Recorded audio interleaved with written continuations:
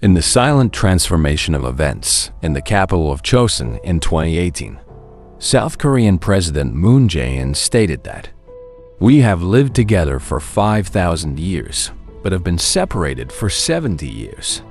70 years is not too long, but it has made the division between Chosun and South Korea almost infinite." What is the cause of this division? And how should the attitude of South Koreans toward the potential unification of the two sides be shaped? Let's explore together in this article, South Korea. What are the opportunities for unifying a nation from all angles? To make the article more detailed and comprehensible, following necessary breaks, Go and See allows additional information, detailing how the Chosun Peninsula was divided during the Japanese occupation, and later under Soviet, American, and other influences, while also providing explanations with definitive interpretations and support angles. Now, let's start the video. The history of division. A country split in two. In 1990, when Joseon, the last feudal dynasty of Chosun, collapsed, the Empire of Japan undertook the occupation of this peninsula. Japan divided the peninsula into two regions north and south along the 38th parallel for administration. After 35 years under Japanese rule, the people of Korea established many organizations fighting for independence, protests, and patriotic student groups, both within and outside the country. There was a moment, an opportunity for the nation to gain independence, when Japan unconditionally surrendered to the Allied forces. It seemed that the name Joseon, meaning New Dawn, would usher in an era free from division. However, only 35 years later, when the dawn faded, this peninsula once again fell into a state of division. This time, the division was even harder to bridge, hundreds of times more difficult. In 1945, at the Moscow Conference, Allied forces agreed to allow the Soviet Union, the United States, China, and Britain to jointly manage the Chosun Peninsula before the country could achieve full independence.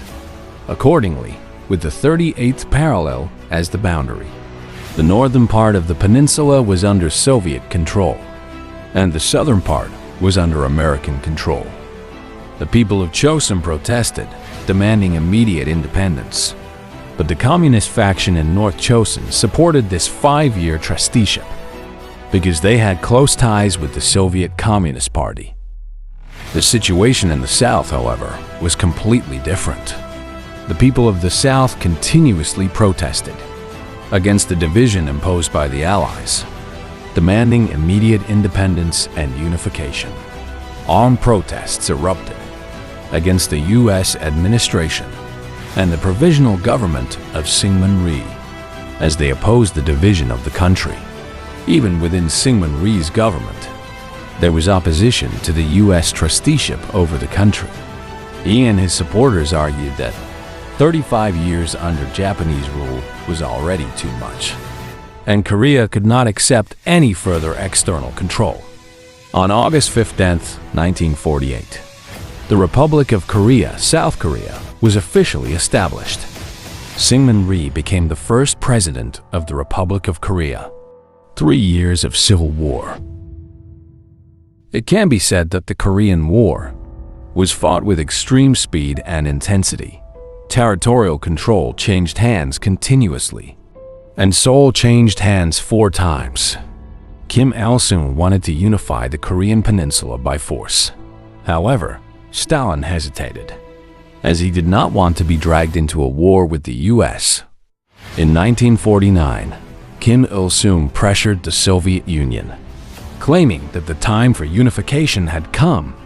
North Korea needed Soviet support to launch an attack on the South. The first offensive began on June 25, 1950, when North Korean forces crossed the 38th parallel by surprise. Simultaneously, they launched a massive artillery bombardment into the South. In the initial days, South Korean forces suffered heavy losses in both manpower and weaponry. The army retreated completely, and Seoul fell to North Korea. The South Korean government, along with high-ranking officials, fled from the capital. At that time, North Korean forces had already occupied 95% of South Korea's territory. However, South Korea did not surrender, and the United States intervened, bringing UN forces into the war. With U.S. support, South Korea regained most of its territory and pushed North Korean forces back to the 38th parallel. By 1953, an armistice agreement was signed, ending the war. Although the war lasted only 3 years, the damage was catastrophic. According to the New York Times, the Korean War claimed the lives of about 5 million people. More civilians died in the Korean War than in World War II. This was due to massacres, bombings, and destruction of civilian areas, resulting in mass graves and large-scale casualties. Some believe that unification will remain a mere dream, especially as North Korea continues to isolate itself from international relations. The people there are completely unaware of the outside world, while being indoctrinated with the propaganda of the Kim dynasty.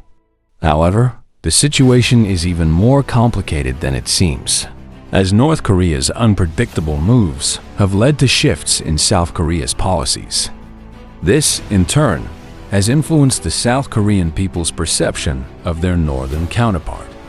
The older generation, those born before or during the Korean War, tend to view North Korea with fear and hatred. They strongly support a firm response to any provocations from the North. During the military dictatorship era in South Korea, North Korea was always depicted as a major threat. In the 1960s, students in the South were constantly reminded of the dangers posed by the North. These fears were not unfounded. On January 21, 1968, a North Korean commando unit infiltrated South Korea with the goal of assassinating the sitting president, Park Chung-hee.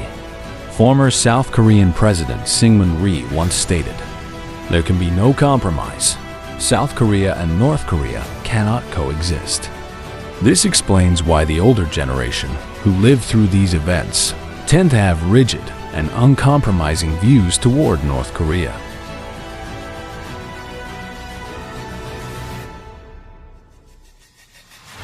The 386 generation. The term 386 generation refers to South Koreans who were in their 30s in the 1990s, attended university in the 1980s, and were born in the 1960s. This generation tends to be skeptical of U.S. involvement in the Korean Peninsula and believes that Washington bears some responsibility for Korea's division. They argue that unification should be handled exclusively by the two Koreas, without foreign interference. Unlike the older generation, which viewed the issue in simple ideological terms, anti-communist versus pro-communist, the 386 generation leans toward left-wing ideologies. They advocate for equality and diplomacy rather than hostility toward the North. South Korea's approach to North Korea has changed over time, from direct confrontation to the Sunshine Policy initiated by Presidents Kim Dae-jung and Roh Moo-hyun.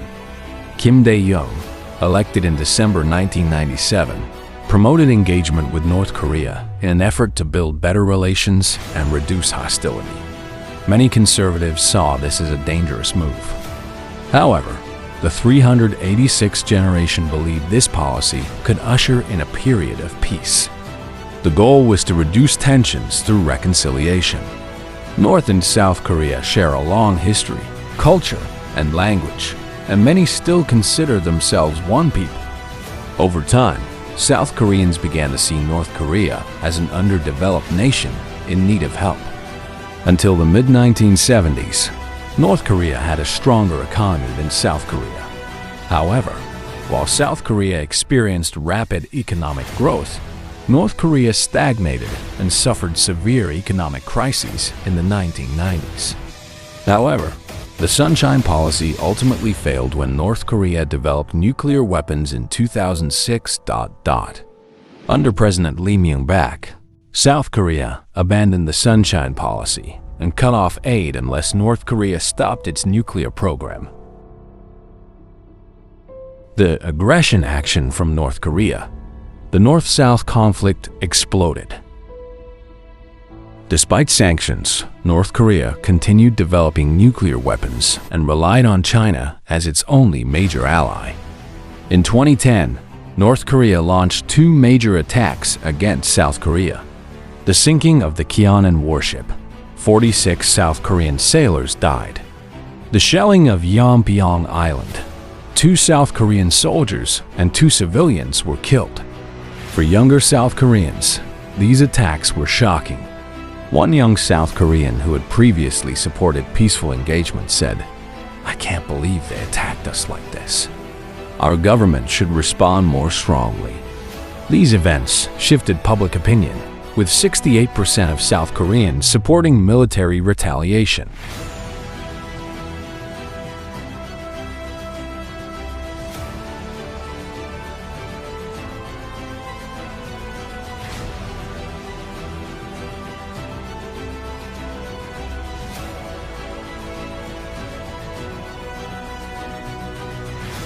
Today, the Sunshine Policy is dead and unlikely to return. Public opinion has also hardened. Nearly 90% of South Koreans oppose providing aid to North Korea.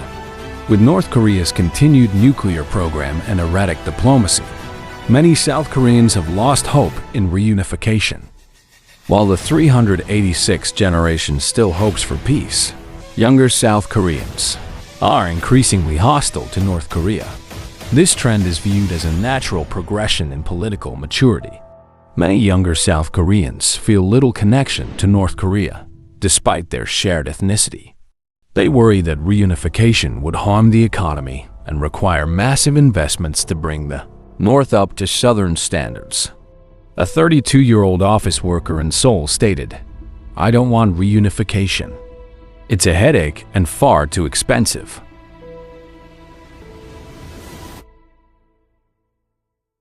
Many assume that the biggest obstacle to reunification is the political and ideological divide or the influence of China and the US. However, over time, the final barrier to reunification may not be external powers, but rather North Korean isolationism and South Korean indifference. What do you think about Korea's history and its future? Is reunification still possible? Let's discuss in the comments. Thank you for watching, and see you in the next video.